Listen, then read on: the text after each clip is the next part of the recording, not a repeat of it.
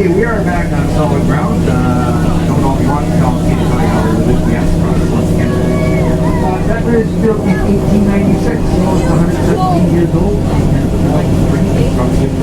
we're actually, when we bought this railway line, they said that's the same railway line. Something was right now riding on a large bridge reverse there. This bridge was put here by Mother Nature or left during the last ice age. This was put here by men working in the 1850s. They needed a way to get coal from Ohio to London. Because London had its factories, its homes needed to be heated. The coal was in Ohio and Pennsylvania. So they decided to build this railway for 3 years. It was a lot of work. The city of London took over a lot of it. And the workers who were taking $1 a day, what they did was they dug the dirt out of the hillside up the head. Then they put it into a horse cart. And then it came down there and they dumped it in the valley. And they kept doing that until they had a fairly level line for the tracks to run on. Again, the $1 a day sounds good to the crew on the train today, and we're all volunteers. So $1 a day sounds great, but they keep telling the truck for a 10% raise, so we're getting really excited. And if you want to get an idea of how much work they get to, they're coming into the cutting here when they obtain the dirt, so they would cut that all up with a picking shovel.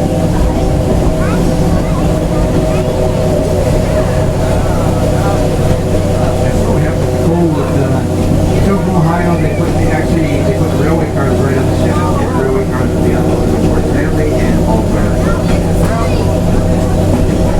And interesting, this railway line, of course, at the time, Canadian gauge was different. It was called provincial gauge or Indian gauge, which is 5 foot 6 inches. That's the government of Canada put that in place so that bamboo grass, lots of bamboo grass.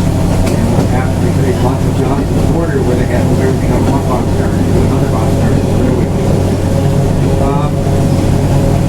By the 1880s, they decided that was absolutely ridiculous, so everything was standardized with 4.8.5 inch, and so was one of the fourth cameras.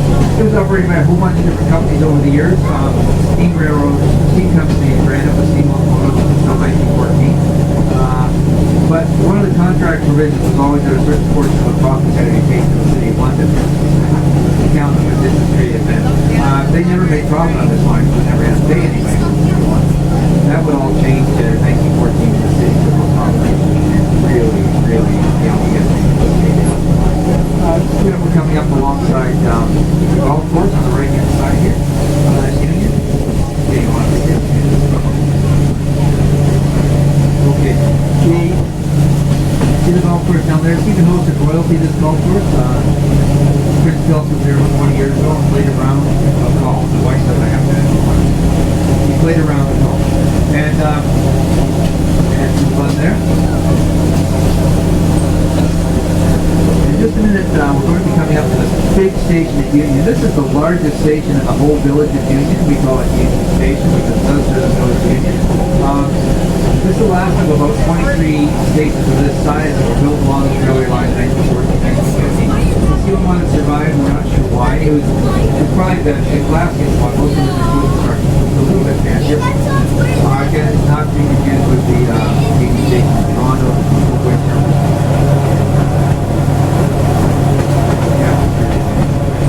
it's also a great spot in the wintertime. Remember, we have special trains to look here. There's no big solid on it.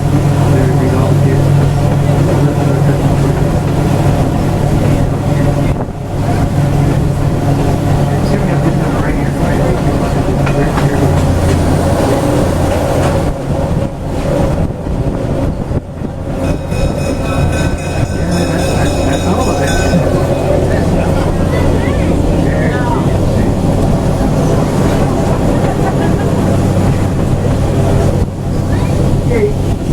Coming on a place we like to call, we just know the railway as the washout site.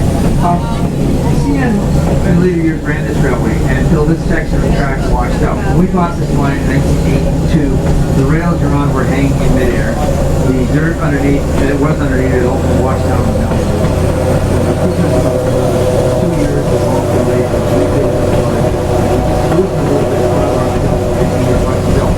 and then finally we were able to operate tanks for a few days.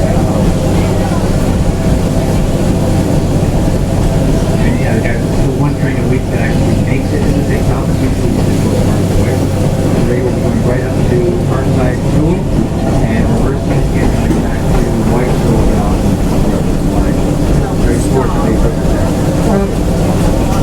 line was operated by all these different companies who never make a profit in the city of London. So the big one took us over 1914. And this was going to be the prototype for a whole series of high-speed electric railways all over southern Ontario. Dreams ran back to founder Ontario Hydro. They brought all new rail on the line, all new ties, the bridges were all strengthened. They brought new electric railway cars, they put in new electric overhead wire, 15,000 volts direct current. They brought new electric locomotives. Track speeds were raised up to about 80 miles an hour. And people would rocket back and forth towards Stanley. But they knew they had it for the coal business, but they also wanted to get tourists going down there, more tourists. So they built a boardwalk, they built a midway, they put in a bathing pavilion, they had a swimming pool on those days in the lake that run. They direct to a nice big cool bathing suit if you needed it. Put on things like railway or particular up the side of the hill there, they go up and then right and look over across the lake. And if you want to stay the evening, they put in a beautiful dance hall called the Pavilion, they remain historic club. And of course, all the big bands played there. Guy Lombardo, he was a local fella, he played there a lot.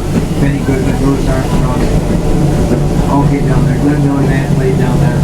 Fortunately, it was really known as the Coney Island of the Great Lakes. Quite a happening place. But then, things slowed down a little bit in the 1930s, but by the 1940s, the railway really came into its own. In fact, they had to go and buy used equipment from all over the United States to support the traffic. South of St. Thomas, something was open called the Commonwealth Royal Air Force Training School in Crafts. And Crafts trained pilots all over the Commonwealth for service during the Second World War.